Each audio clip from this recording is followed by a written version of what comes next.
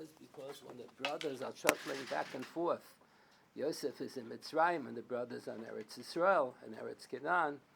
So Yosef Asora Vayalu. When they go to Eretz Yisroel, it's called Vayalu. When they go to Chutzlar, it's called Vayerdu. What does that mean? Eretz Yisrael is the highest elevation above sea level. It's not true. I visited the Swiss Alps, in Switzerland. What do you use? Yerushalayim Eretz Yisrael is not true. The Gemara says Einitim is higher elevation above Yerushalayim. David HaMelech originally was planning to make the Beis Hamikdash in Einitim, which is higher elevation, higher than Yerushalayim. So the Gemara knows that Eretz Yisrael is not Gevayim Mikol Harotzes. So the Baal HaMa'or talks about this in Rosh Hashanah and Daf Chof Amid Beis.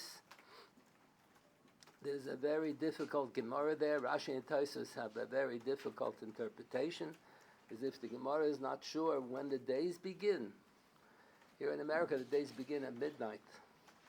If you put your money in the bank and you have, they give you a daily accumulation of interest, so it depends on midnight. Or New Year's Eve, they make noise at midnight. That's the beginning of the new year. So the Rashi and Techias have a whole interpretation there. Gemara discussing when the days begin. We know from Bereshis, Vayer Vayivaker. They announce on the radio all the time. The Yom Kippur begins from sundown to sundown. Chanukah begins from sundown. Everything Vayer Vayivaker. Was the Gemara talking about midnight? So the Baal HaMa'or has a different interpretation in the Gemara, and he says the Gemara is discussing where is the international dateline. When you keep on going east, Eretz Yisrael has Shabbos 7 hours before New York. New York has Shabbos 3 hours before Los Angeles. So as you go from east to west, Shabbos comes later. When you go east, Shabbos comes earlier. But there has to be some point where you have a dateline, because the people going east is going to be earlier. People going west is going to be later. So you have to have some line. So the Baal HaMa'or and a whole group of Rishonim, Chazon Ish wrote a whole essay about this Kuntris Yud that there has to be a dateline. So all of these Rishonim learn Pshat and the Gemara in Rosh Hashanah, that's what Gemara is talking about. So the Gemara says the international dateline is 6 hours to the east of Yerushalayim. 90 degrees to the east of Yerushalayim. Why? It means when the Rebbeinu Shalom created the world, what did he hold on top? So we always visualize the North Pole is on top and the South Pole is on the bottom. Why? I was born in Scranton, Pennsylvania. Maybe you can hold Scranton on top. You can hold whatever you want on top. Why did they decide arbitrarily that the North Pole has to be on the top? It could be the other way also. So that's what the Gemara is discussing. When the Rebbeinu Shalom created the world, what was on top? So the Gemara says, Yerushalayim Gavai Mikol Eretz Yisrael Gavai Mikol Haretz. What was on top was Eretz Yisrael and Yerushalayim. So the first place, and the Gemara is assuming that the earth is a globe, a ball, and a globe has two hemispheres.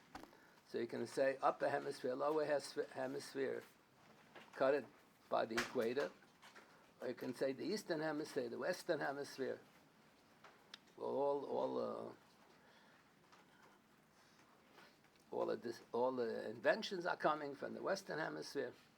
So the Gemara says there's an upper hemisphere with Yerushalayim on top.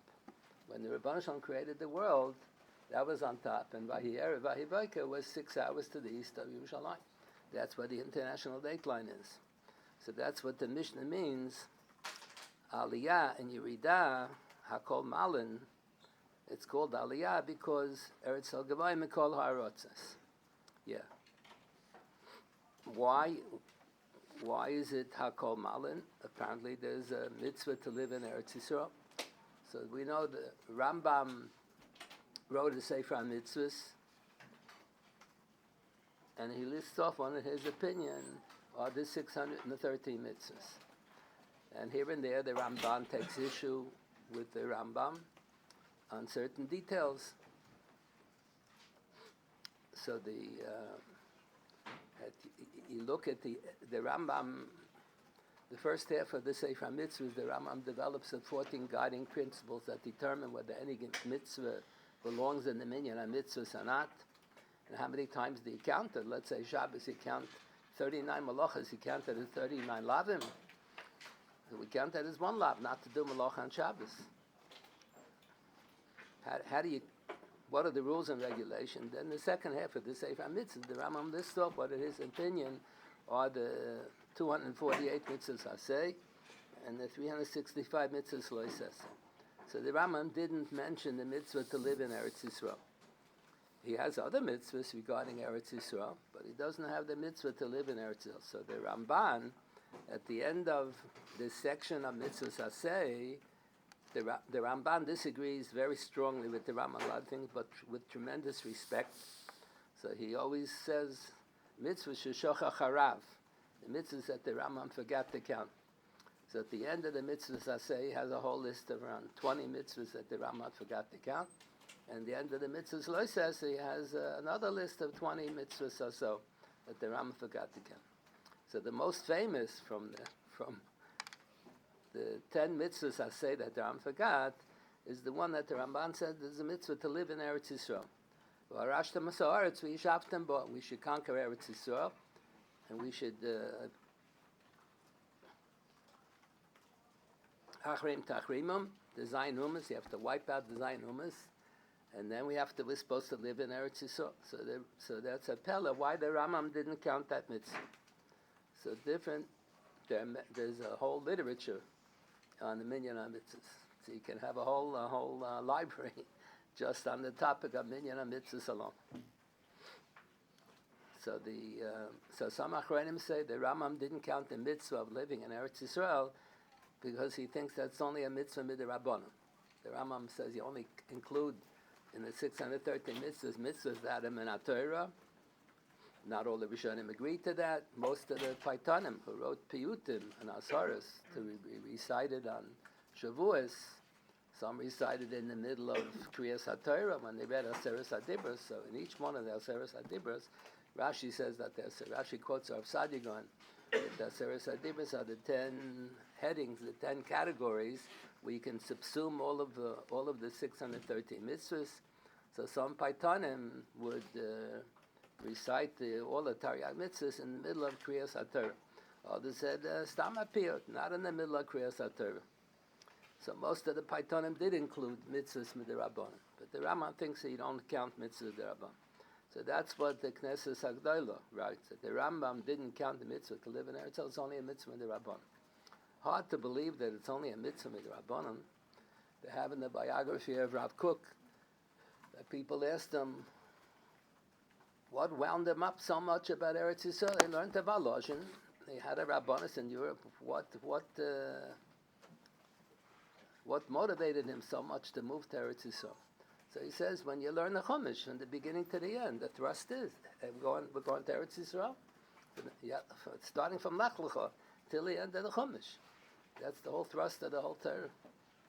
So how can you say it's only midrabanan? It's difficult. So most of the Achronim assume that the Rambam also agrees with the Ramban, that there's a mitzvah min HaTorah, but for some reason or another, the Rambam didn't count it as a mitzvah. So some Achronim say, whenever there's a mitzvah klolis, whenever there's a general mitzvah that applies to all the mitzvahs, then it doesn't count as a separate mitzvah. So the Ramban HaChumash develops this idea that we recite in Kriya Shema every day. If we sin, we will be sent into Golus.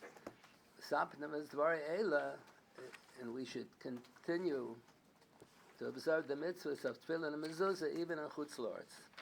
How does it say?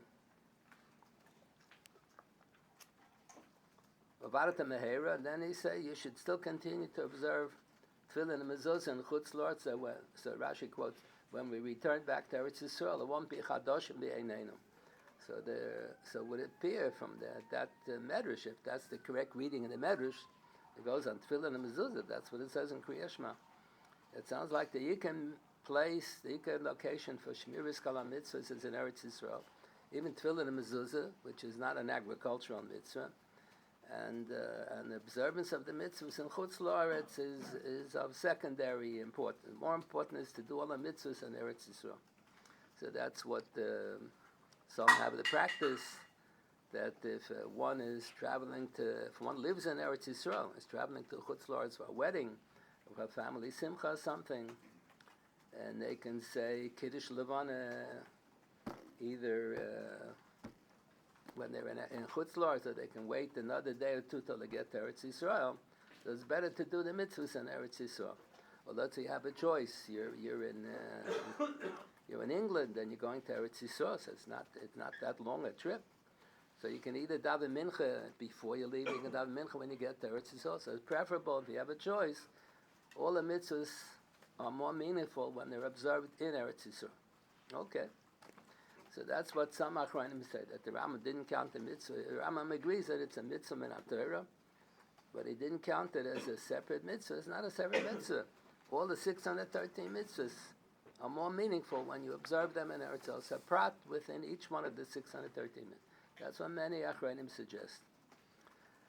Rabbi Nezer was a Chassidish Rebbe, Sochatchover Rebbe, and he was a super genius. All of his tshuvas are all Shiur genius.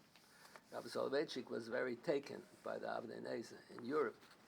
He used to use the Avnei Nezer a lot. In America, he probably didn't have an Avnei Nezer. I don't know. So in Shiur, he would say things that were paragraph by paragraph in Avnei Nezer. Sometimes he would remember who he's saying it from. Sometimes he would forget. But a lot of the things that he said in Shiur were straight from the Avnei Nezer. So the Avnei Nezer has, they asked the Mashayla, is there a mitzvah to live in Eretz Yisrael today? And if there is a mitzvah, how come the Gdolei HaChasidus didn't move to Eretz Yisrael? So the first half of the tshuva, he establishes, yes, there is a mitzvah to live in Eretz Yisrael today. And he comments on the Techias here at the end of the Masechta.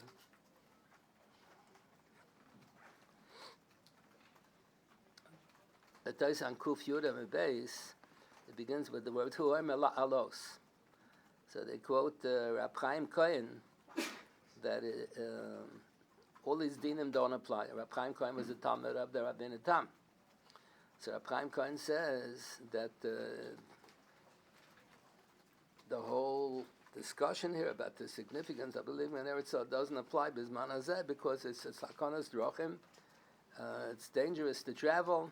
And when you get to Eretz Yisrael, there's so many agricultural mitzvahs, and you won't be able to observe them, so therefore the whole din doesn't apply Bizman Hazeh.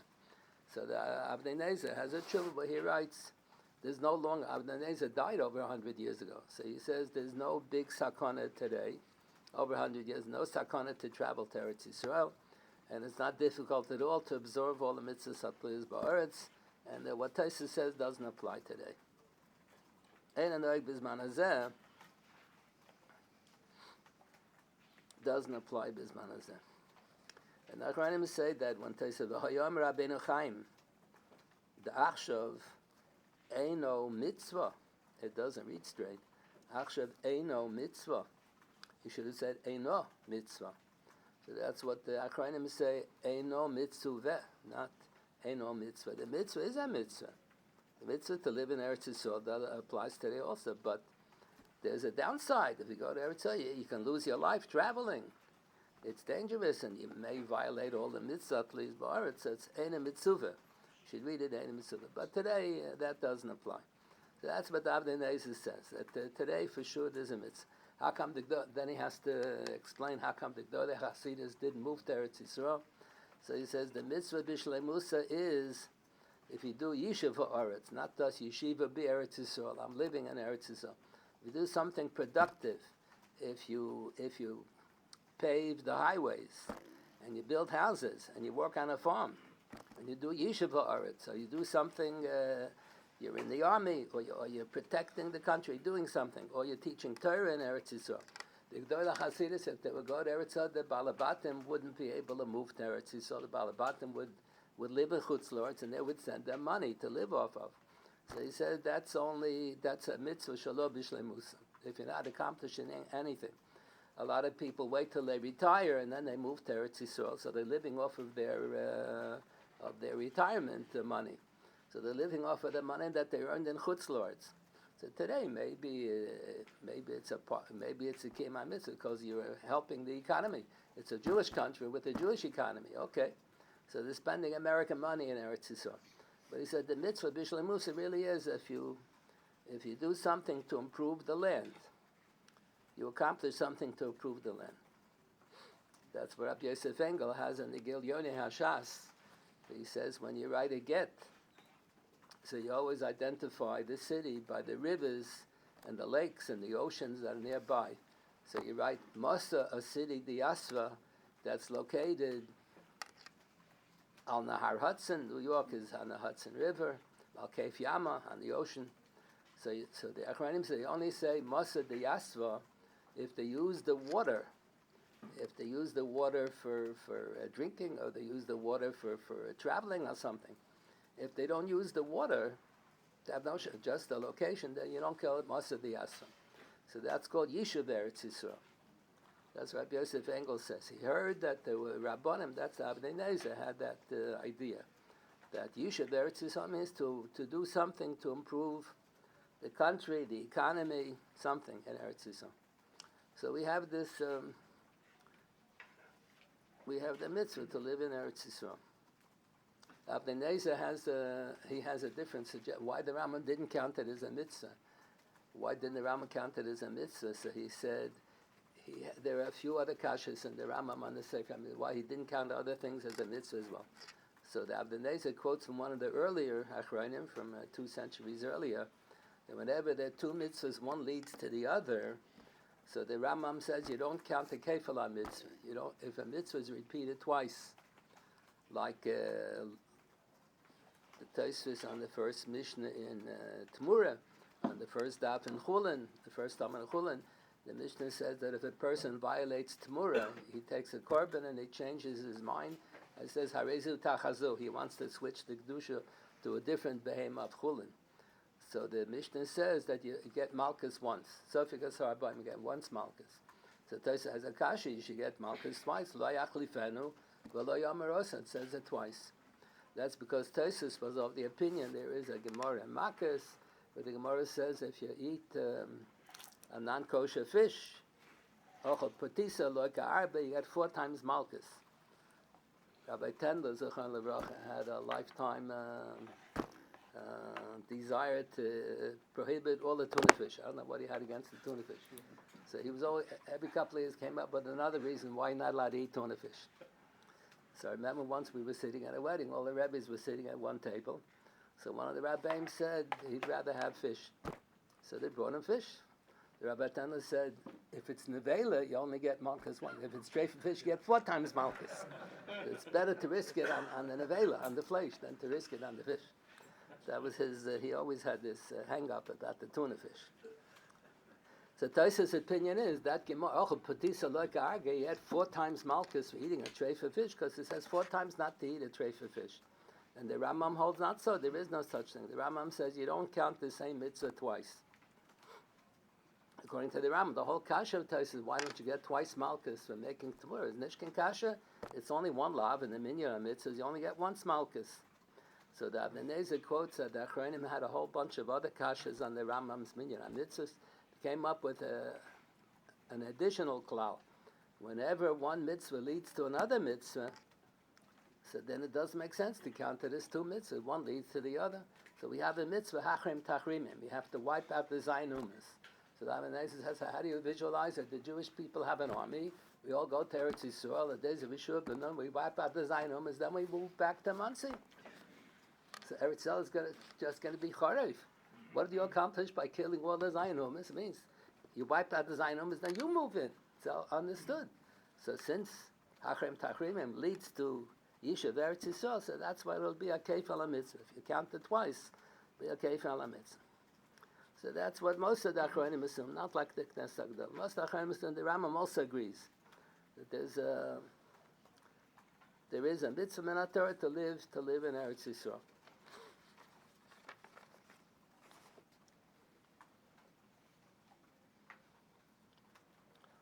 The mitzvah only applies if it's within reason. if you would want to find this in Shulchan Aruch, where would you find it? So the Rambam took all the Gemaras and he put them all in order in the Mishnah Torah. Then the Shulchan Aruch took the Mishnah Torah, put it back out of order. So if you want to find the mitzvah of Yishuv Eretz Yisrael, it's in Even HaEzer, in Hilchas Kesubos, the last Mishnah in Kesubos. If the marriage fell apart because one spouse wants to live in Chutz La'aretz, one spouse wants to live in Eretz Yisrael, and each one insists, so to get divorced, so does the husband have to pick Kesubah or not? That's the topic in the Mishnah. So that's where it is in Shulchan Aruch. The Rama put it where it belongs. He has all the dinim, what country you can live in, a mitzvah to live in Eretz Yisrael. Yeah, but in the Shulchan Aruch, you have it in Even HaEzer. So the Pischei Tshuva writes over there, let's say the fellow, every so often you have like this. Let's say the person lived in Russia, and he was the top doctor in the hospital. Now he comes to Eretz Yisrael, they're not going to make him, they won't recognize his degree, his medical degree. He can be a janitor in the hospital, but they won't let him be a doctor in the hospital. So he has a mitzvah to live in Eretz Yisrael to be a janitor. It's not reasonable. Let's say if he stays in Chutz La'aretz, he'll have a beautiful life. Stay in Eretz Yisrael, he'll have to live off of charity. So there's no mitzvah to be miserable in Eretz Yisrael. The Gemara said there's a mitzvah to live in Eretz Yisrael, even though in America, even though Chutz La'aretz, you have a beautiful home, and Eretz Yisrael is not going to be that beautiful, but it's not going to be a hovel. You're not going to be sleeping in the train station. You're going to have a home, but it won't be as nice, it won't be as fancy as the home in Eretz Yisrael, in Chutz La'aretz. Or the Gemara says, it's preferable to live in Eretz Yisrael in the near Sheruba Akum, rather than to live in Chutz La'aretz in the near Sheruba Yisrael. It's more comfortable. It's a nice Jewish neighborhood. It's more comfortable. But it's not miserable in Eretz Yisrael. If life is going to be miserable in Eretz Yisrael, you have to live off of charity, then there's no mitzvah to live in Eretz Yisrael. You have, the Gemara in Bava Metzia tells that Rab and Shmuel, the first generation of Amoraim, Rab and Shmuel were in Eretz Yisrael, they were learning there, and they both decided that they can. The Jews in Bavel were very religiously oriented, but they were big Amaratzim. Like in Europe, they used to have Yeshuvinikas, the Jewish farmers. So they were very frum, but they didn't know the dinim. So they had to tell 1,000 stories about the Yeshuvinikas. They have all the jokes about the Yeshuvinikas. They tell the story that someone was by Seder, by the Yeshuvinik. So he washed for karpas, and he said, what is that all about? It says in Haggadah, you wash your hands, you don't say Anatil Shadar. You follow the instruction. What's the problem? There are 1,000 stories like that about the Yeshuviniks. They were very frum, but they didn't know anything. So Rabbi Shmuel felt terrible. The Jews in Bavel were so ignorant, so they decided they're going to leave Eretz Yisrael, they're going to found yeshivas. And Rab went to one place, Shmuel went to another place, and they founded yeshivas. And the Gemara said at the beginning of Gittin, after Rabbi Shmuel made yeshivas, so a lot of the dinim of B'fan Echtav changed. They weren't such Amaratzim anymore. And in the earlier generation, after the Churban Abayis, there's no more Beis HaMikdash. If they have a Beis HaMikdash, so you have to be Ola Regel 3 times a year. So it pays to live in Eretz Yisrael, makes sense. If there's no Beis HaMikdash, you can't be Ola Regel. So the Tanoim, so the Yerushalmi tells a story that I think 9 Tanoim took out a map, and they decided they're going to move. Each one's going to go somewhere else and found the yeshiva, because there's no Torah. So one of them went to Rome. Ramasya ben Chorosh, the Gemara in the end of Yuma, quotes Ramasya ben Chorosh, lived in Rome. He made a yeshiva, and the Yerushalmi tells the whole story. Each one went to a different location on purpose to Chutz La'aretz to make yeshivas, because there was no learning going on then. So true, there's a mitzvah to live in Eretz Yisrael if everything else is almost equal. I live in Chutz La'aretz. I have a very bekovedik home, a beautiful home. I live in Eretz Yisrael, it'd be not as fancy a home.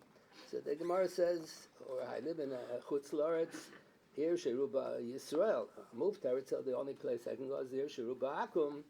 So you should still move to Eretz Yisrael. But it's going to be miserable in Eretz Yisrael, so then it doesn't apply. The Gemara says, let's say, the fellow's heart he made up his mind, he's madly in love with a certain girl and she lives in Chutz La'aretz. So he's going to be miserable if he doesn't marry that girl. So he's allowed to go to Chutz La'aretz. Well, you want to learn in the yeshiva. There are 1,001, there are 1,000,001 yeshivas in Eretz Yisrael. But he wants to learn Dafka NYU, or Lakewood, or whatever, wherever he wants to go learn. So he's allowed to go to Chutz La'aretz. He's not going to be happy by living in Eretz Yisrael, so he's allowed to go to Chutz La'aretz. So here, the pashtus is when you have a marriage, so the husband and the wife are shutfim in the marriage, and Shulchan Aruch says, let's say you have a business that's owned by shutfim, and then there's a machlokes among the shareholders, machlokes among the shutfim. So some of the shutfim want no one should take any profit this year, and we'll open up another branch in Paris, and in 3 years we'll be 100 times richer than now. And then some of the other shutfim say, no, I want the profit from this year. I'm not interested in making it bigger and better, making billions. He's happy just to be a millionaire.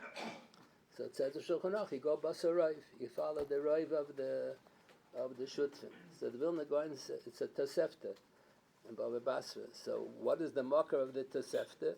So the Vilna Gaon says the pasuk in Mishpatim, Acharam Lahatas. The pasuk talks about a split vote in the Bezdin. But it's Acharam Lahatas. The same pasuk applies to the shutfim as well. So if you have a marriage, so in the days of the Tanoim were before the Cherem de Rabbeinu Gershom. So you can have more than one wife, but the Mishnah says in Yevamis it was very rare.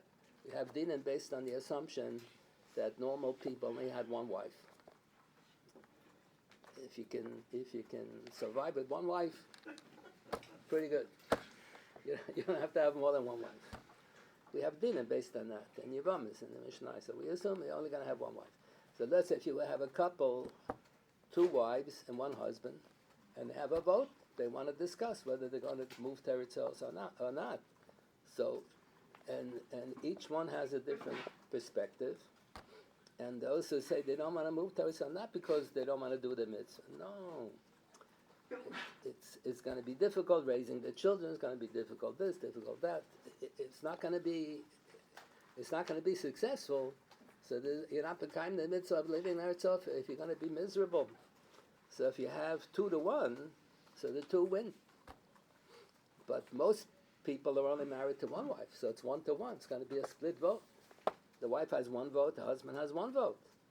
So it's going to be 1-1. So then the Mishnah says whenever it's 1-1, so then the one who has the mod gerechte taina wins. It's the same thing by shutfim. Let's say people live in a city. They were born in the city. They all live there. So the Shulchan Aruch says, the Gemara has like this. We assume all the people live in the same city, share the same needs. We all need mail delivery and water purification, and we need highways, and we need museums. We need public schools. I don't need public schools. We send our children to Yeshiva, but most of the people need public schools. I don't need the museums either. But other people need the museums. So since most people need museums, so even the miut are not going to use the museums, we all have to pay for all of this. So let's say some people want an Erev, some people don't want an Erev. So the din is even the people who don't want an Erev. The people with young children want an Erev. People who don't have young children don't need an Erev. So the din is you can force. The gerechte taina is that you should make an Erev, whenever it's halachically acceptable. You're mechuyev to make an Erev. Or you want to have a mikveh. So those, you can drive to the next city. Why do you need a mikveh? Shabbos and Yom Tov, you can't drive to the next city. So Shabbos and Yom Tov, we wait till Matzoi Shabbos. So it says the more correct taina is to have the mikveh in town. So you don't always go like that. You don't always force the miut to go. You don't always force the rabbim to go along with the miut for everything that they need. But sometimes you say the gerechte taina wins. So over here, it could well be that that what the Mishnah says, if it's a split vote between the husband and the wife, that if it's 1-to-1. But if there's more than one wife involved, then maybe it would be 2-to-1. So whatever the two vote, they decide it's better to remain in Chutz La'aretz because of their considerations, because of their personal considerations. So it could be that the din only applies when it's 1-to-1. When it's 2-to-1, could be that you wouldn't say that that the gerechte taina is that you want to move to Eretz Yisroel. So this is what the Mishnah is talking about over here.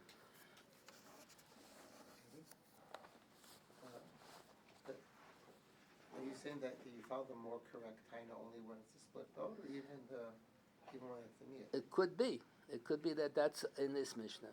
Sometimes we say even the miyut can force the rov to follow their suggestion because that's the more correct taina, to make an erev and to have a chazan kavua and make a mikveh.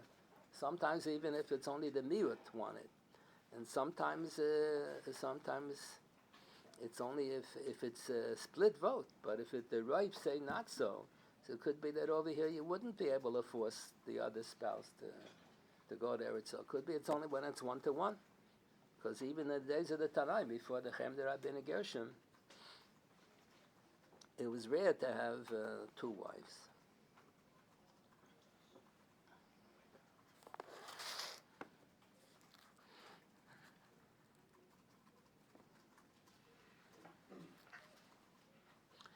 In Gemara Shabbos, the end of the first parak, there's a din, one is not permitted to go on a boat trip that's going to take a long time.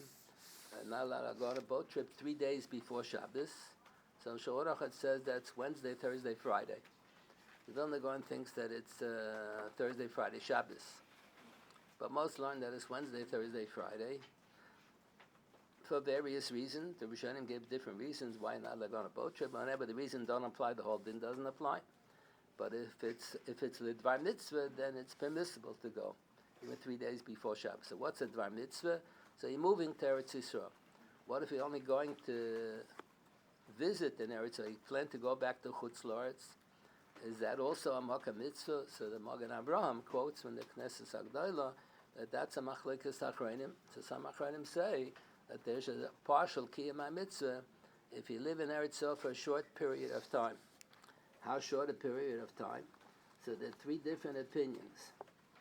So the Gemara here has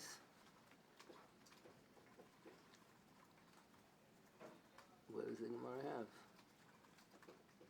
That one who walks Dalaramas in Eretz Yisrael gets a Mechilas Avonos. The Chiper Ad Masai Amar, that's the concluding pasuk in Shiras Hazinu. So Rashi said the Pshuto Shon Mikra the Chiper Ad Masai Amar, that there's going to be a Holocaust, and people will be asking, Ramar Elohim Atzur Chasayabo, where was God when all of this was happening? That's what the Nazis were saying. Where is your God? Where is God when all this was happening? And it'll be a terrible Holocaust. And then after everything will all be over, the Chiper Ad Masam HaKadosh Baruch Hu will appease. Chiper meaning he will appease his land. Eretz Yisrael will become no longer a desert. It'll be flourishing. And the Chiper Am HaKadosh Baruch Hu will appease his nation. The Jewish people revived. They came from Mamish Atzamas Eiveshus. They were Mamish dead, skin and bones. Those who survived with skin and bones. And then they became wealthy. They became, without stealing, they became wealthy by working hard. That's the Pashup Shot. HaKadosh Baruch Hu will appease his land and appease his nation. And the Gemara has an additional level of interpretation. The Chiper Ad Masai Amai. When the Jewish people walk in Eretz Yisrael, they get a Mechilas Avonos. Adama will be mechaper on the Jewish people. So one who is Mahalach Dalaramas. So that's what some Achronim say, even if you only go visit Eretz Yisrael for a minute and you walk Dalaramas, then you get a Mechilas Avonos. Obviously, that's a partial Kiyam HaMitzvah. Others disagree and say you only have a partial Kiyam Mitzvah if you stay in Eretz Yisrael for at least 30 days. And others say you only had a partial Kiyam Mitzvah if you stay in Eretz Yisrael for at least Yud Beis Chodesh. Because the Gemara has in Sanhedrin and in Bava Basra, there's some dinim that depend on living in a city for 30 days, and there's some dinim deraisa that depend on living in a city for 12 months. So that's the shaila. If you hold that there's a partial Kiyam Mitzvah by being in Eretz Yisrael temporarily, even not permanently, so let's say a person can go to Eretz Yisrael for a year for a sabbatical. You can either make the ticket for slightly more than 12 months or slightly less than 12 months. You should make it for slightly more, because according to the one sheet, there's only a partial Kiyam Mitzvah if you stay Yud Beis Chodesh. Or a person, 12 months he can't go, he can either go for less than 30 days or more than 30 days, so he should go for slightly more than 30 days, not less. There's some hold the partial Kiyam Mitzvah, it's only if it's more than 30 days. So the Magen Avraham quotes this, and that's him in about traveling on a boat trip 3 days before Shabbos. Does that constitute a Kiyam Mitzvah? Before the Second World War was the big machlokes among many rabbanim in Europe whether you should establish the Medina in Eretz Yisrael. So mainly the Hungarian rabbanim were the ones who were opposed. Not all of them are opposed. The Minkacher Rebbe he terrorized all the other rabbanim. He used to curse everybody from the pulpit. That's what people say over him. I knew a Minkacher Chassid. He must have been in his 80s when I knew him. He said he still shudders when he remembers the way the Minkacher Rebbe used to curse from the pulpit in public. He would curse all of the Zionists. Zionism is the biggest avera. The Shalosh Shevuos in the Gemara. The Shbati Eskam is a pasuk that appears 3 times in Shir HaShirim. The Gemara talks about the Shalosh Shevuos, and the Gemara talks about the 6 Shevuos, because each pasuk says Im Teiru, Im To'eru. So the 3 Shevuos turn out to be 6 Shevuos. The Gemara discusses what they are. So the Gemara says one of them is we shouldn't force the issue. We shouldn't pressure the Ummah Ha'olam to give us a Medina. So the Munkasha used to curse the Zionists. Then he said the Mizrahi is worse than the secular Zionists because they made a mitzvah out of it. The biggest avera from all the 365 avera, biggest avera is Zionism. Then he would say the Aguda is worse than the Mizrahi because they claim that they're anti-Zionist and they're not. So he would curse the Aguda. He cursed everybody. During the First World War, there was a whole discussion whether they should be goys or tainas, because there were Jews in the army that were losing their lives. So they say this in the name of Rab Chaim Soloveitchik also. You only goes or tainas tzibur if there's a chance that the tzibur will do tshuva. So this in the name of Rab Chaim, he didn't think that there was a chance of tshuva sa tzibur. So the Minkacher has a tshiva about that. So he says also, who's going to do tshuva? He writes in public, he prints in his tshuva. Who's going to do tshuva? He says, the Zionists, they're never going to do tshuva. The Mizrahi is worse than the Zionists. The Aguda is worse, and we didn't do anything wrong. The only one out there in the whole wide world is Zionism. We didn't do anything wrong, so we don't have to do tshuva. Such an obsession. Anyway, so he has in his Mincha Saluza, he quotes the Pnei Yeshua on this Gemara. The Gemara says, one who walks Dal Aramis in Eretz Yisrael gets a Mechilas Avelis, V'chiper Ad Mosai Amei. So he said that's only provided that you did tshuva. If you didn't do tshuva, you don't get any Mechilas Avelis. So he says, look, in the Rambam in Perek Aleph and Hilchos Tshuva, where the Rambam says, when the Bezin gives somebody Misas Bezin, so they tell him, say Vidui. If you say Vidui, then Tehei Misasi Kapara Kalav Hanoisai, so then you'll get a kapara. If you don't say Vidui, you won't get a kapara. When they would give Malchus, they would tell a person, say Vidui. When a person is dying on his deathbed, a person old age, he dies. They tell him, say Vidui. In order that people shouldn't be frightened. So you tell him, you don't only tell him when he's holding by the end. Say Vidui. If so he knows he's holding by the end, he's going to be frightened. Say, every time the person has some medical treatment, that's serious, he should say Vidui every time he has said. My father said Vidui quite a few. My father died at the age of 94. And every time he had a serious procedure, so he would say Vidui. So then when it came the end, he was already used to saying Vidui. He said Vidui before. A few times before he said Vidui. So that's what the Rambam writes, that when the Harugi Bezdin say Vidui, Meisal Mitosai normally say Vidui. When you get Malchus, you say Vidui. When you bring a Chatas and a Nosham, you say Vidui. Then Yom Kippur is the Machlekes Hatanaim, whether Yom Kippur is Mechaper Einam Shavim. So the Rambam paskins that it's not Mechaper, only Mechaper if you do Tshuva. Many of the Goinim paskin the other way, that Yom Kippur is Mechaper even if they don't do Tshuva. That's what we spoke about. What do you mean? There's a Machlekes Hatanaim whether Yom Kippur is Mechaper. We are the Balabatim to decide. The Bezin Shamala will decide whether you get a Mechilas Avonis. Why did the Tanaim have the right to argue whether Yom Kippur is Mechaper if you didn't do Tshuva? It's a question. There's nothing for us to do with it. Either it is Mechaper or not Mechaper. So the answer is not true. The Mishnah says in the end of Krisis that if a person was mechuyev to bring an Asham Talui, and it came Yom Kippur, and Yom Kippur was Mechaper, he's not mechuyev to bring the Asham Talui after Yom Kippur. So that's a question. What if it came Yom Kippur and he didn't do tshuva on the Avera, the Asafik Avera of the Asham Talui? You say Yom Kippur is Mechaper, then Halacha says that he's not obligated to bring the Asham Talui, and he's not allowed to bring an Asham Talui. There's Machlekes Hatanim, what Asham Talui is Bo Ben Eder and a Dovam. An Asham, a Chatas and an Asham is not Bo Ben Eder and a Dovam. You can only bring it if you're Mechuyev. Asham Talui is a Machlekes Hatanim. So many hold, we pass, you're not allowed to be Misnadav and Asham Talui.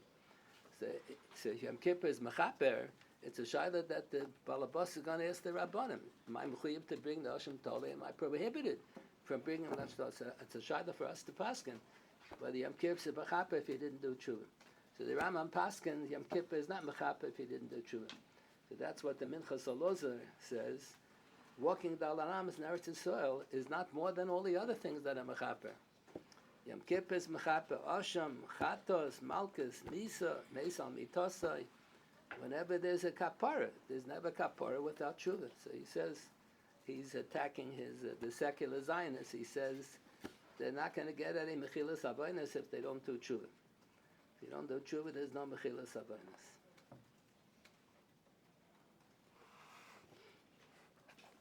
Here's the Gemara about the 15 lines from the bottom. Kuf Yad Aleph and Aleph. Amar Rabbi Yochanan has a tiny letter Vav.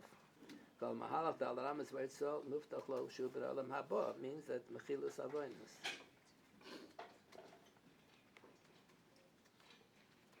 The Gemara tells this story here.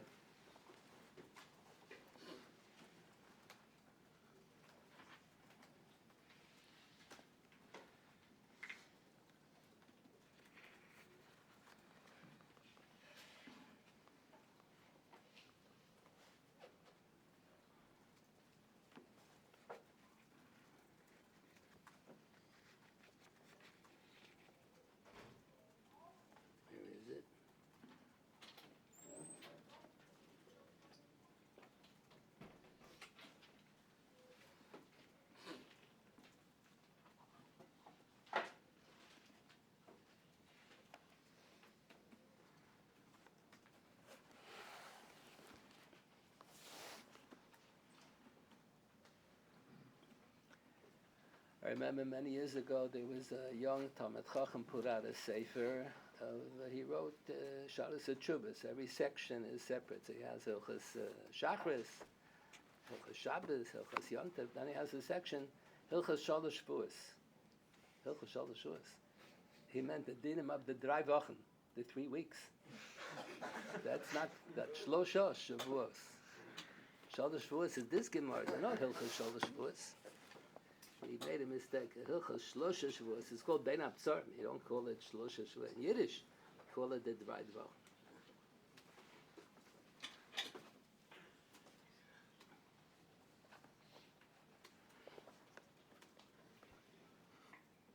So that was so the Munkacher was the main antagonist to the whole Zionist movement, and the other Rabbanim in Hungary were afraid to argue with him because he would curse everybody from the bima. So they were quiet. They didn't argue with him.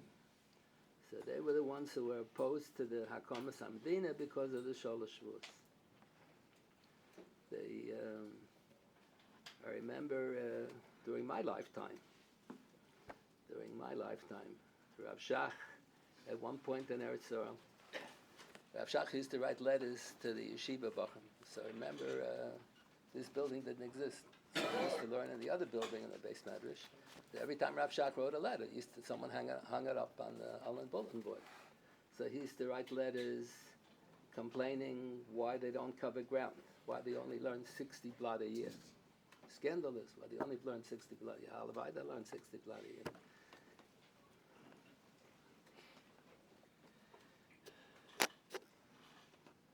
So I remember in one letter, he referred to the Or Sameach, that the Or Sameach said, Sor Pachad HaShevuos. They always wanted the Or Sameach to write a letter to support the Zionist movement.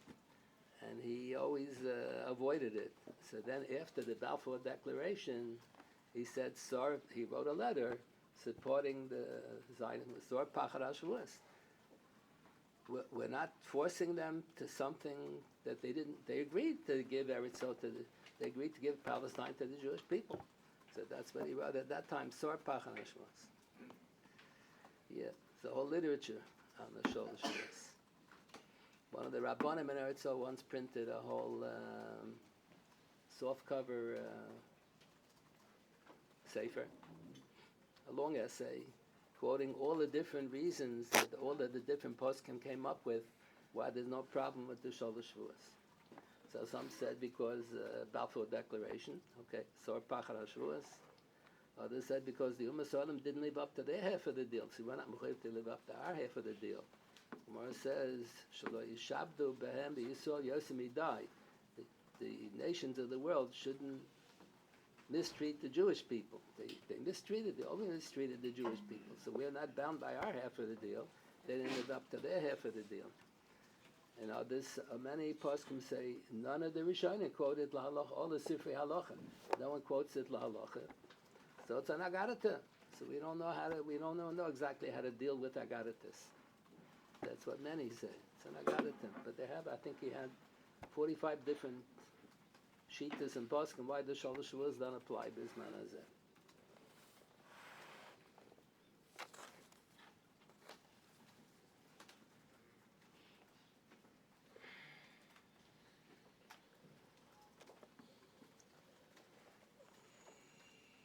The Gemara has a startling statement here that David HaMelech said, Ki Gershuna Hayom, here 3 lines from the bottom of Kuf Yudam and Beis.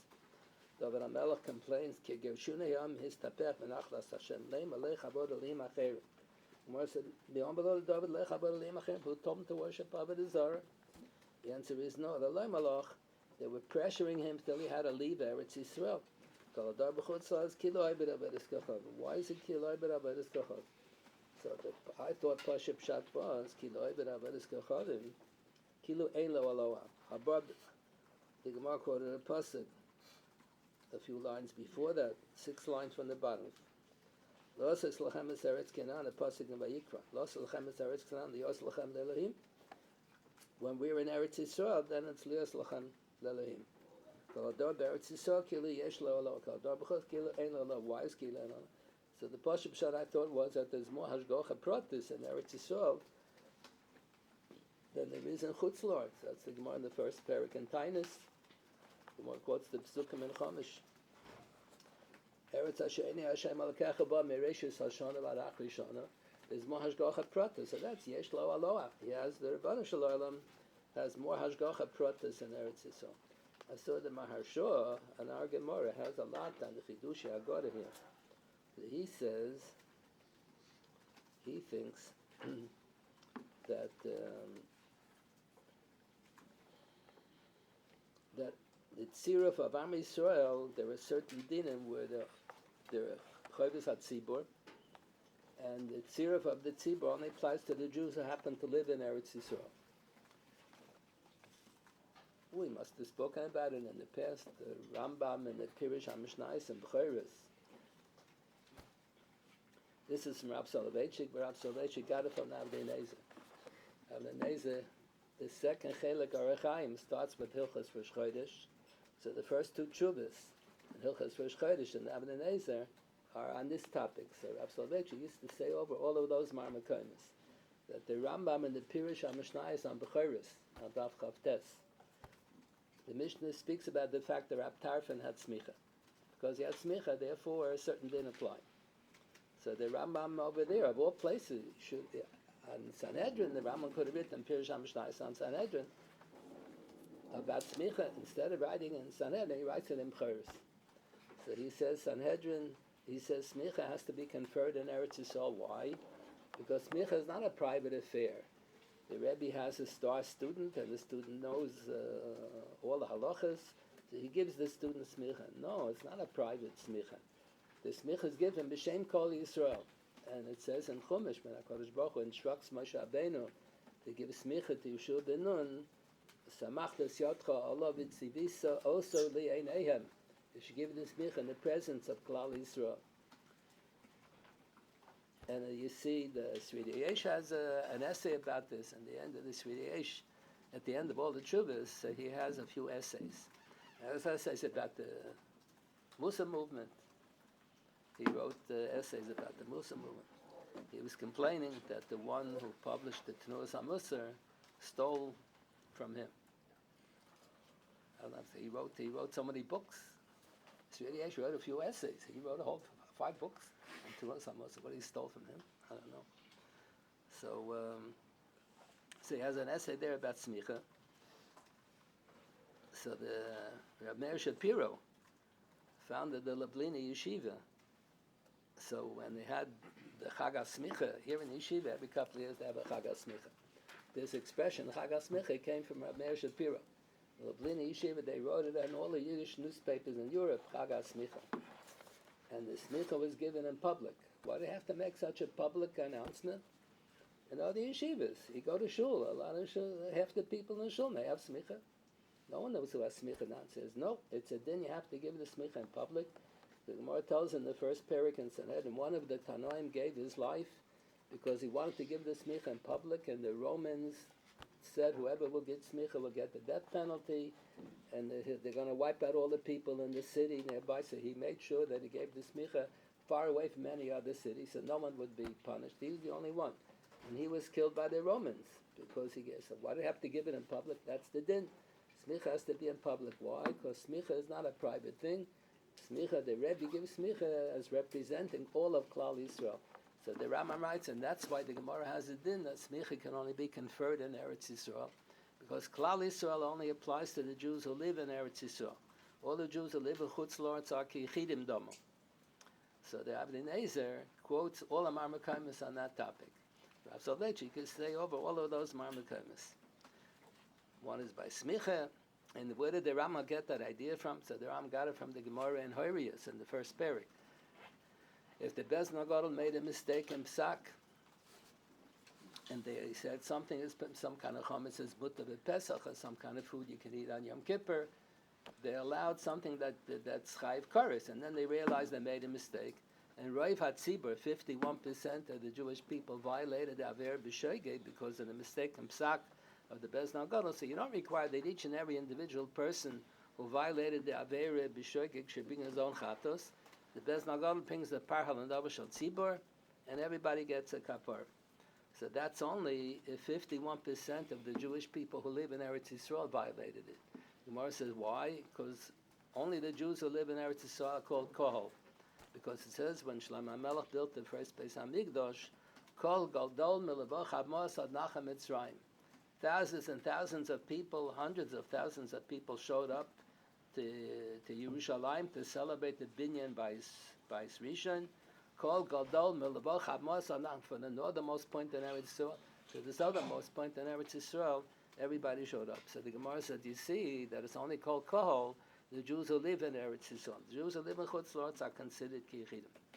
Then the Rambam has it in the Sefer HaMitzvah by Kiddush HaChodesh, and Ibra Shana has to be done in Eretz Yisrael, can be done in Chutz La'aretz, because Klal Yisrael is not Beis Nagadol. Klal Yisrael.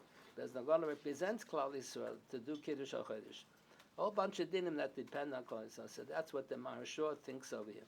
I thought kol ador b'chutz loretz kilei aloha because there's less hashgacha pratis.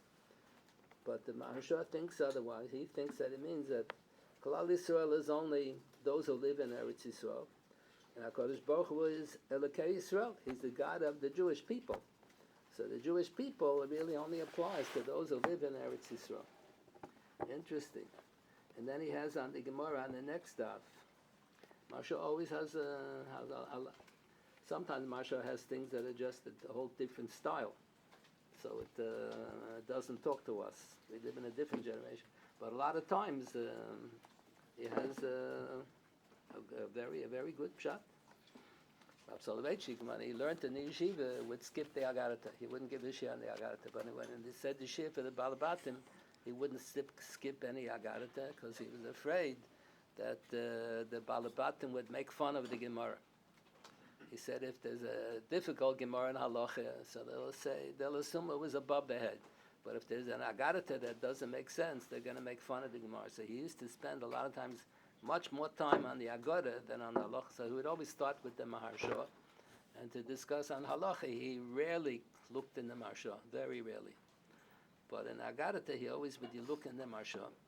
Then discuss if he has anything better than the Maharsha to say. So the Maharsha has on the comment over here, the Gemara talks about Techias HaMesim.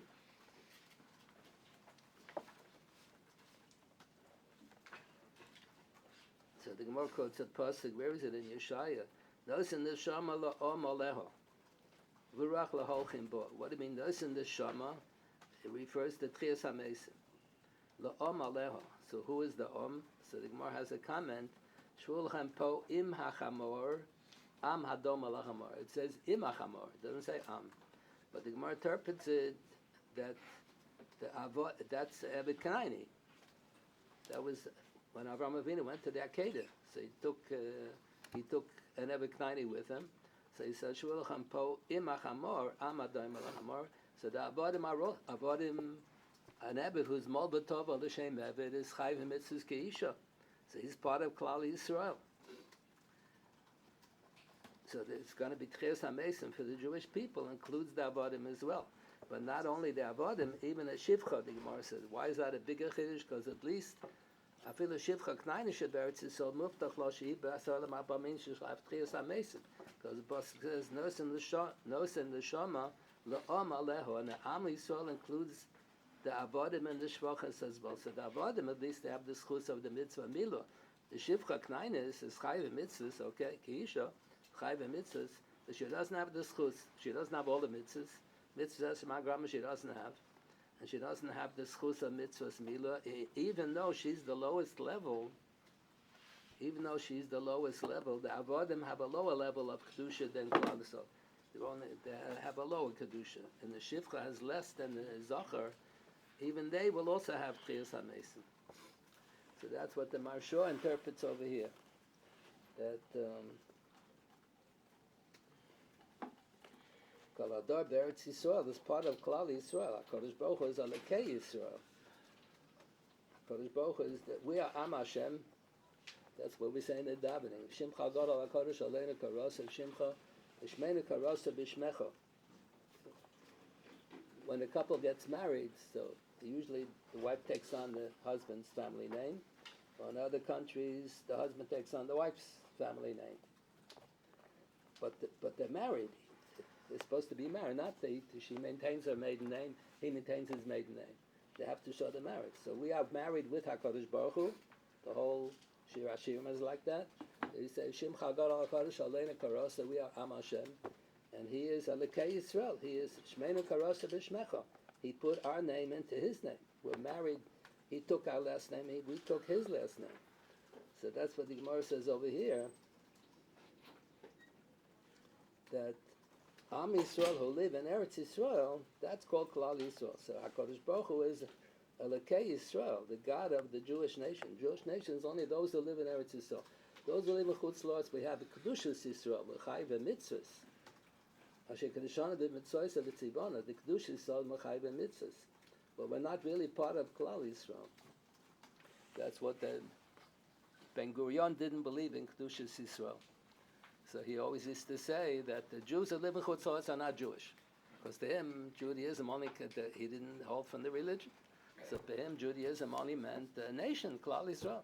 So the nation only applies to those who live in Eretz. So those who live in Chutz La'aretz are not part of the Klal Yisrael. It's true. What he said is partially true. He didn't believe in Kedushas Yisrael. We hold there's a Kedushas, or the Jews and Chutz La'aretz have Kedushas Yisrael. Kedushanim b'mitzvahs of Tzivanu. That's why we're mechuyev to observe mitzvahs. But that's what the Mashal says is we have halachas like that only the Klal Yisrael who live in Eretz Yisrael are part of the nation, Am Yisrael. So that's what the Mashal interprets here. Notice in the Shama la'am oleha, the Am is the Klal Yisrael. The Techias HaMesim is going to be for the Klal Yisrael, even for the Shivcha. Because the Avodim Eved Knainin, Shivcha Knainin, who are Toiva L'Shem Eved V'Shivcha, so they're Jewish, have a lower level of Kedushas Yisrael. But they have a Kedushas Yisrael, so that's enough to make Techias HaMesim. And Shvulah Chanpo, Imach Amor, the Gemara darshans as if it's Amach Amor, Amadoim Elach Amor. That they're part of Klal Yisrael.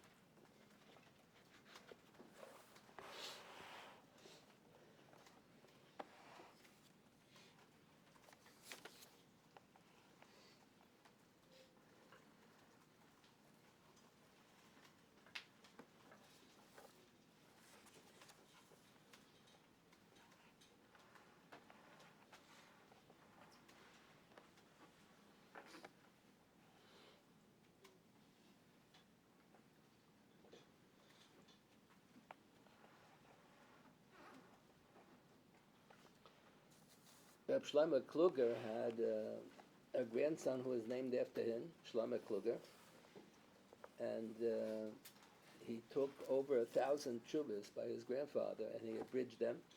He took out just the one or two main paragraphs where he has the punchline, and he put out a little sefer, thin little sefer called Ha'elef L'cha Shlomo, over 1,000. I think it's 1,200 tshuvas, and all Abrachel K'Shulchan Aruch. So he has a tshuva on this topic.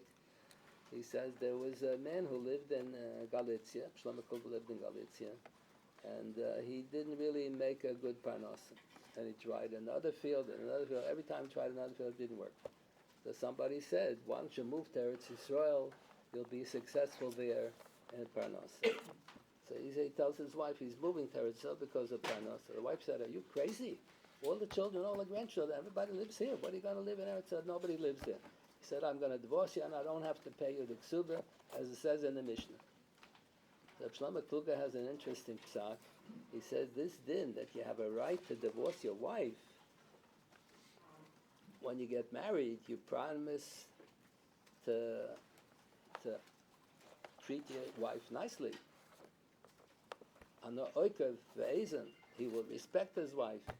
He's going to love the wife and respect the wife. That's how you respect your wife. You give her a get. Give her a get, you move to Eretz Yisrael. So this is really, in a certain sense, chatei b'shvil shetiske. You have a right to divorce your wife. She doesn't want to move to Eretz Yisrael. She wants to remain married with you, and you are giving her the wife sort of bal korcha. You're giving her a get. It's not bal korcha, but in a certain sense, it's a get bal korcha. So he says you only have a right to do that if your motivation to move to Eretz Yisrael is a religious motivation. You want to fulfill the mitzvah of living in Eretz Yisrael. But if the reason why you're moving is because of parnasa, you think you make a better parnasa than you're making here, then you have no right to divorce the wife and say goodbye and good luck, and I don't have to pay you the ksuba. That's an interesting idea. That chatei b'shvil, the Gemara says sometimes in rare cases, every legal system has a principle that the ends justifies the means. The only question is which ends and which means. If you're driving, a woman is in labor, and you're going to drive her to the hospital, so the police will allow you to go through the red lights. They'll help you. They'll call ahead. The end justifies the means. If you want to have a yeshiva and you tell the government to have 100 students and you have no yeshiva, you have no students, that's geneva. The ends justify the means. You want to sit learn. Those ends don't justify the means. But every legal system has a principle that under certain circumstances the ends do justify the means. So that din, Chatei B'Shvil Shetiske, is rare in the Gemara. Further, Matan Torah, it was easier to say, because the others volunteered to observe the mitzvahs. So Yaakov Nosser Shtei Achoyos, so that's, he saw Baruch HaKodesh, there's going to be something good. Okay. But after Matan Torah, you don't say it like that. You can marry Shtei Achoyos, all the children will be Mamzering, you'll be Chayv Koris. There, the ends don't justify the means. So that's what Shlomo Kluger thinks that this din, that you can divorce your wife, is and not pay the Kesubos, because she's taking the wrong position. This is, in a certain sense, Chatei B'Shvil Shetiske. You want to do the mitzvah of living in Eretz Yisroel. So that's only Chatei B'Shvil Shetiske. It has to be Avera Lishma. The Gemara calls it Gdol Avera Lishma. It has to be L'Shem Shamayim, L'Shem Mitzvah, not L'Shem Parnasa. If what motivates the husband to divorce the wife is because he feels he'll make a better Parnasa there, not that he wants to do the mitzvah, doesn't apply. That's interesting suggestion. The Gemara has a Machlokes Hataraim about Yibum. Yibum is always a problem of Eshesach. Eshesach is an Issakoris, so b'makam Yibum it's mutter. So that's a Machlokes Hataraim. What if he's only doing the Yibum because she's good looking? The sister-in-law is good looking, not because she's from a very prominent family, or she's very wealthy, or for some political consideration. Not so much l'shem mitzvah. So that's a machlokes.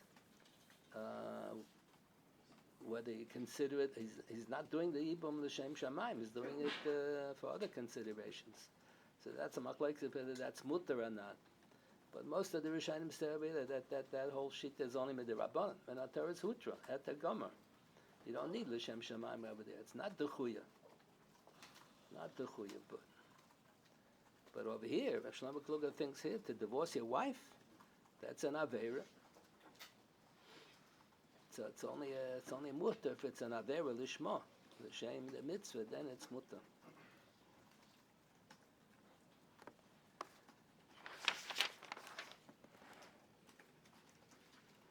The Gemara talks a little bit at Techias HaMesim here.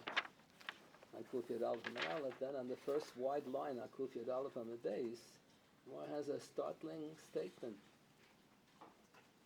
Amar Ablaza, Amiho Aratzos Einam Chayim. There's no Techias HaMesim on an Amoritz. Gemara quotes a brayso like that. How can it be? In Amoritz, no Techias HaMesim. Gemara says, unless, let's say, he doesn't have it within him to sit and learn. He never did well in learning, but if he organizes Shiurim and he marries his daughter off to a Talmid Chacham and he supports Yeshivas, so that's then he's mechaber the Torah. The Gemara in Sanhedrin, the Gemara says, Gemara Bracha says, if Amei Haaretz don't have Techias HaMesim because they don't learn Techias HaMesim, don't have people to learn. So Noshim and Ma'izachim, the women don't learn, so how are they going to have Techias HaMesim? The Gemara says, because they encourage the husbands to learn, they encourage the children to learn, and they wait till the husbands come home to give supper. So since they support Torah, so they get Techias HaMesim also. So Rochanan Vassman has an essay. What was the Gemara's question? Noshim and Ma'izachim. Women are not mechuyev in Talmud Torah. So what's the Gemara's question? So he says, there's not a punishment for the people because they did an Avera, they didn't learn. It's not a punishment. It's the whole idea of Techias HaMesim, to live on after Techias HaMesim, only makes sense if a person isn't learning. He'll have what to talk about. He has to have a shaychus with Torah. It's not a punishment for the Avera because the Mishnah talks about Elud Shenem. It's a Kodishal Yesh Mechelik Olam Haba, and the following people don't have Mechelik Olam Haba. The Gemara says that sometimes Olam Haba means Techias HaMesim. So it lists off all the Balei Avera who don't have Techias HaMesim. Why doesn't it list off over there Amei Haaretz? So Rav Chanan says, no, that's a list of people who did Averas Chamuras, and their punishment is that they're not going to have Techias HaMesim. Here it's just by definition. Techias HaMesim, it only makes sense for one for one who has a shaykhis with learning. So as long as one supports learning, as long as one marries his daughter off to a Talmid Chacham, and he does pragmatia with the Talmid Chacham, Amar Talmid Chacham in a Chassav, so that's Uvoy Sidbok. He has a shaykh with it, and the women also. They help their children with their homework, and they help their husbands, they encourage their husbands to learn. The one who has a shaykh, so then Techias HaMesim makes sense by them. That's a famous Gemara.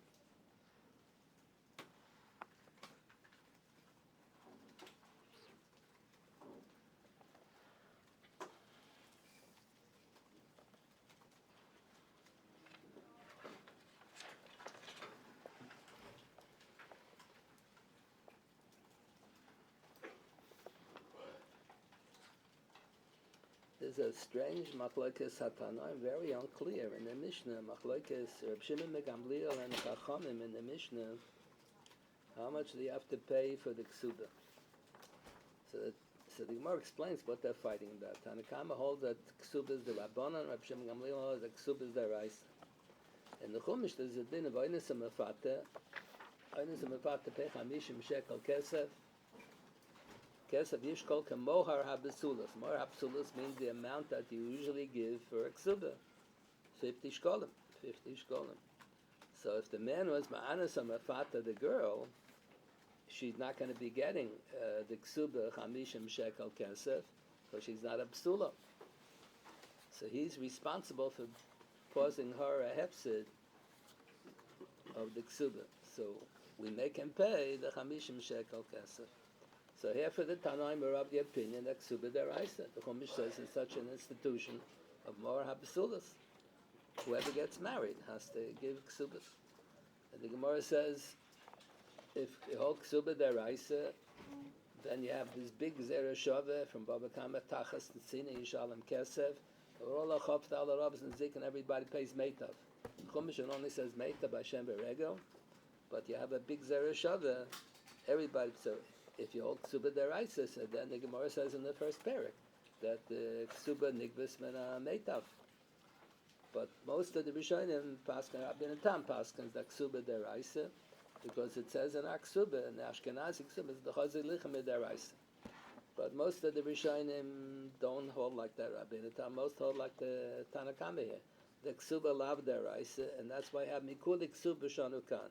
There were a lot of kulas in Hilchas Kesubah. So one of the kulas is that the Mishnah has, if it's unclear how much money he has to pay, so you pay the smaller amount, pay the lesser amount. And Reb Shimon Gamliel says, no, Kesubah deraisa. Well, why is it unclear? Kesubah deraisa. So this machlokes, so the Techias already, every 20 blot, the Gemara brings up this machlokes again, whether Kesubah deraisa or lav deraisa. So where's the Techias on Daf? I forgot already. Yud Amud Aleph. First Techias. I did it. Or second. The first Techias on Yud Amud Aleph. Or second Techias. Yes, first Techias on Yud Amud Aleph. So they quote that Rabbi Tam holds that Kesubah deraisa, as it says in our text, the Chazir Lichem deraisa, and most of the Rishonim don't agree. We pass on that Kesubah lav deraisa, and Kesubah is ziburis. Kesubah is niglas mena ziburis. They don't have to. You don't have to encourage the women. More than the men are interested in getting married, the women are more interested in getting married. So we don't need any encouragement that they should marry. You have to say, we're going to give you idus if it comes up. If she gets ziburis, that's enough to encourage her. The women don't need encouragement. Women want to get married. So we paskin, and this machlokes, this is every 20 blot it comes up again. So we paskin that Kesubah is lav deraisa.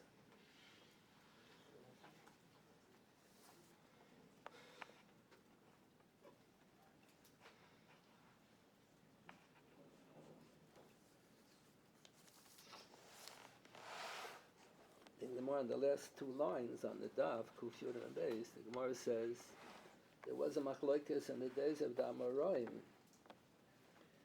Reb Zera lived in Bovel, and he made up his mind he's going to move to Eretz Yisroel. And his Rebbe was Reb Yehuda, who was the Talmud of both Rab and Shmuel.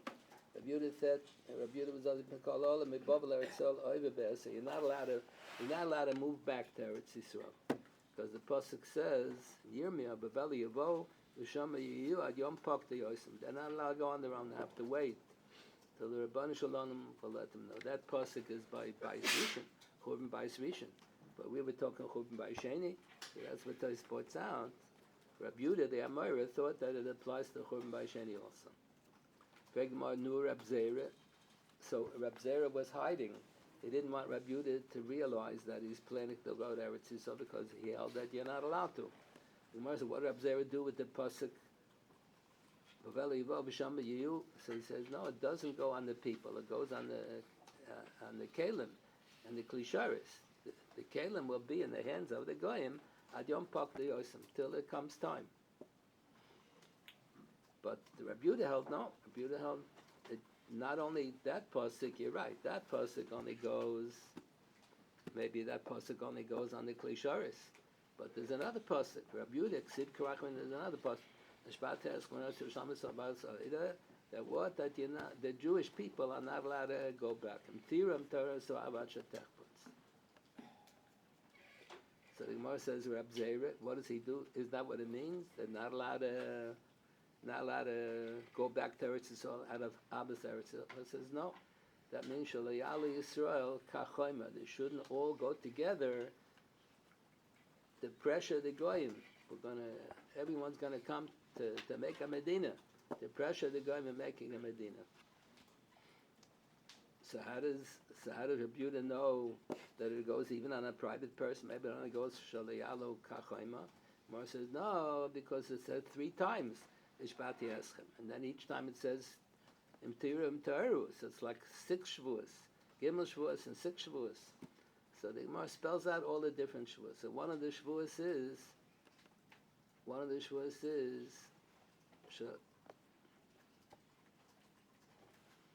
Shei Shevuos Alol Lama, the 3 that we mentioned. Shaloi Galu Es HaKetz, meaning there'll be a Navi who knows when Mashiach is coming. He's not allowed to notify the public. They're not allowed to be Megalo Ketz. Okay, we don't have too many Nevi'im around. Someone has Ruach HaKodesh or something, and knows when the Ketz is, they're not allowed to be Megalo Ketz.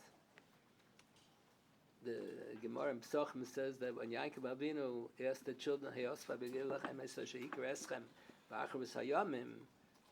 was planning to be Megalo the Ketz. He knew when the Ketz Hayamin is going to be. And all of a sudden, it's Kalkan Meno Shechina, and he didn't talk about the Ketz. What happened? So he thought, Shem Yesh Benechem Psul. Maybe the children are not worthy that they should know this piece of information. And then they all said to the father, what do you mean? We believe in everything you believe in. Because the whole Jewish religion at that time just consisted of the Sheva Mitzvahs B'nai Noach. Then Avraham Avinu had a mitzvah of Milah. So Yaakov Avinu did Milah on all of his 12 sons. They all had a bris Milah. They were told they're not allowed to intermarry. If they intermarry with a Goya, so the children will not be Jewish. So he knew they were not intermarried. And Eretz Yisrael, okay, Zionism is part of the Torah then. Gid Anasha, okay, they had the mitzvah of Gid Anasha. The only thing Yaakov Avinu didn't know was he didn't know whether they have Emunah or not. The Zarach didn't know. Maybe they have Hirhuri Avodah Zarah. So they all screamed out, Shema Yisrael, Hashem Elokeinu Hashem Echad. We believe in monotheism. So Yaakov Avinu jumps out of excitement and said, Baruch Shem Kvav Mechus L'Yom Avod. Today we don't jump out of excitement. If you have children, they say, we believe in monotheism. What about Shabbos and Kashrus and Taras HaMishpacha? So the Gemara said that's why in the Chumash, when Moshe Rabbeinu wrote down Shema Yisrael, he didn't put Baruch Shem. That's what the Nesivos explained. He didn't, Nesivos has a sefer. Nesivos is a rabbi in a community, so he used to give sermons. So you put a collection of sermons. Nachlas Yaakov. He has Chuvas and he has Droshes. He has Espedim. So he says, we don't get so excited if we hear our children believe in monotheism. There are many more mitzvahs than just monotheism. In the days of Yaakov Avinu, that was the whole religion. The monotheism with the intermarriage, with Zionism and Bris Milah, and that was, and Sheva Mitzvahs Benach, that was the whole thing.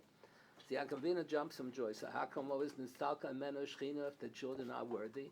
And so it's not because Shalom Legalas Hakates, the Baruch Shalom doesn't want anybody. Not only after Hishbati Eschem, not only at the time that they took that Shavuot. We don't know when that Shavuot was taken. The 6 Shavuos, the 3 Shavuos, 6 Shavuos, was taken a long time ago. In Europe before the war, they used to, all Yeshiva Bachman used to send kashas to the Rogatchover. He used to answer postcards all the time. I remember when I was younger, there used to be a postcard, 2 postcards attached. You already prepaid the postage on the return postcard. So you send the postcard to someone, and then you paid the postage, and he'll write back. So the Rogatchover used to write all the time on these postcards. So they used to ask him kashas and learning. I remember Rabbi Gifter once told us when he went to learn in Telz.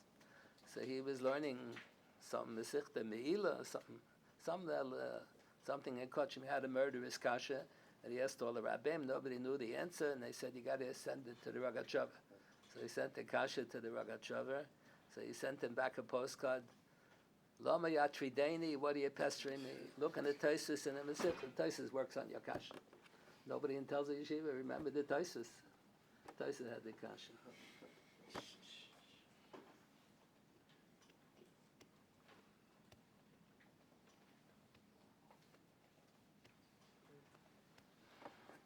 So Shalo Legalas is Hakates. So they asked the Rogatchover, what does he say about the Shevuos? He knew what it meant. So they once asked him, what do you say about the Aguda?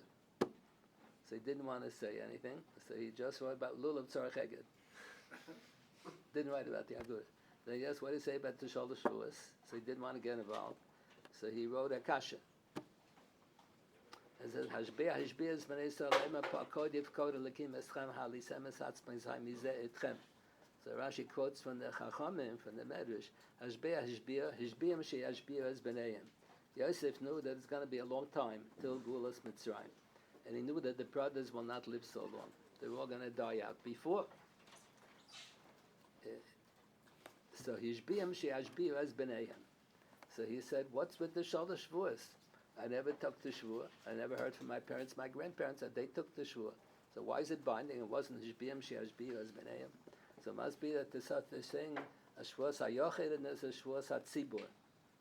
So the Shevuos HaYochid, Kodem Matan Torah, every Jew was an individual. They only became a Tzibur either when they came to Eretz Yisroel. The Mitzaref of Klal Yisrael is living in Eretz Yisroel, either that, or the Mitzaref is the Torah. Maybe the Torah is Mitzaref. So this Shalosh Shavuos, we never took the Shavuot, but it's binding on us because the Shavuot was taken by Klal Yisrael.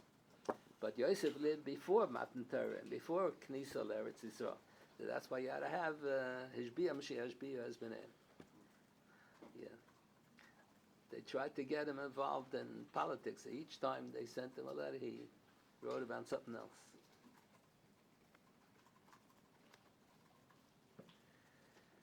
So what were the extra Shavuos here? Shalo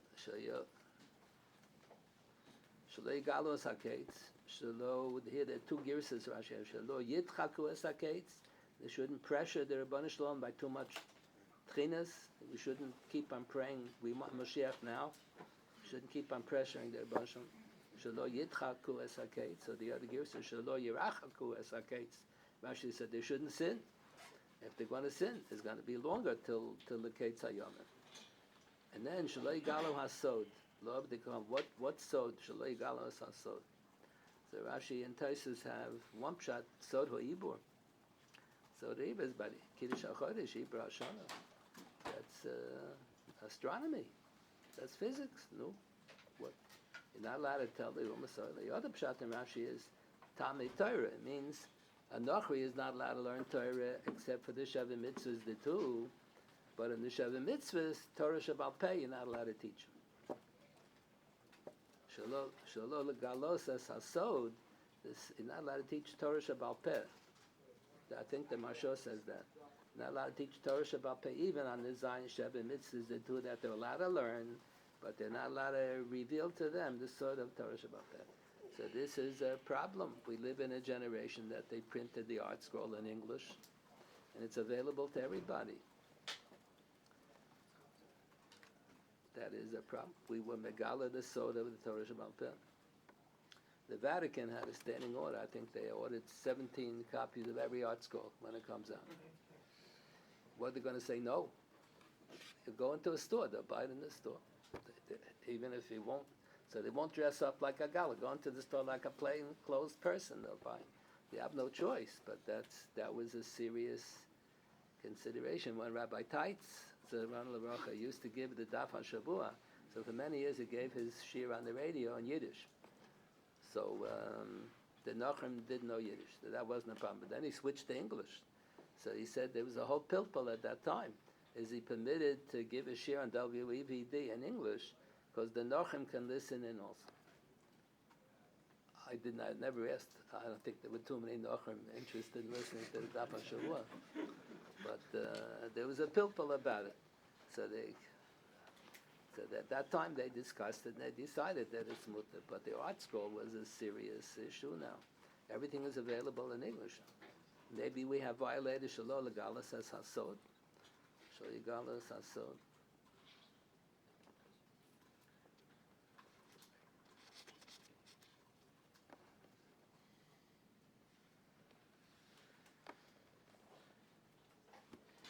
Then the Gemara tells a story. There was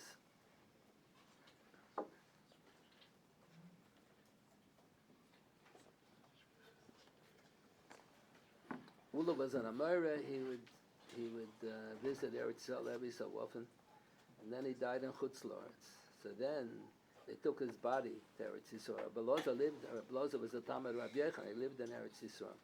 So when they told Rabbi Loza they're bringing the Oren of Ula to Eretz Yisroel, so he said, because of the Chipah Ad Masa Amai, Kol HaKover Be'eretz Yisroel has Mechilas Avainas like Tachas HaMizbeach.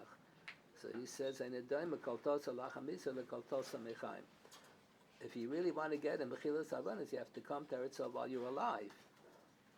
If they take your body to bury in Eretz Yisrael, that's a lower level of Mechilas Avanas, but the stronger is only Kol Tosa Mechaim. Kol Tosa Lachamisa is much less. Then the Gemara says there was a person who heard that his brother in Chutz La'aretz died. So he was considering going to Chutz La'aretz to perform Yibum. So they told him, that's ridiculous. Your brother married a shiksa, not a shiksa, he married a Jewish girl.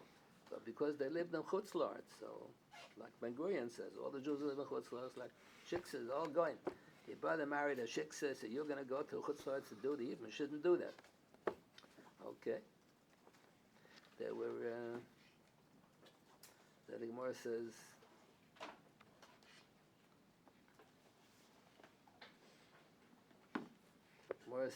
about 6 lines from the bottom, Rabba had a few brothers who lived in Eretz Yisrael. The brothers of Rabba lived in Eretz Yisrael, sent them a letter.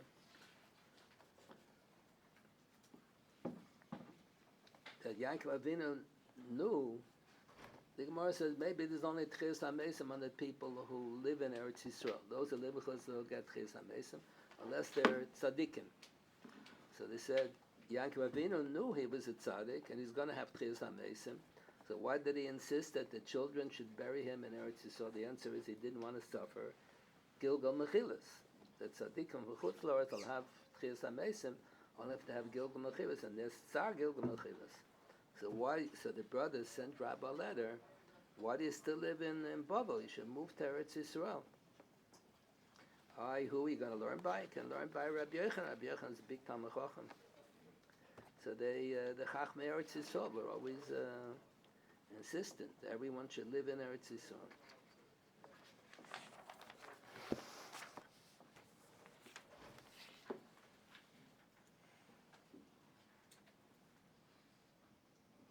Some rabbis, Erev Pesach, make a siyum they read the first page in Masechta, then they read the last page and they can see. Okay. Should have a successful day.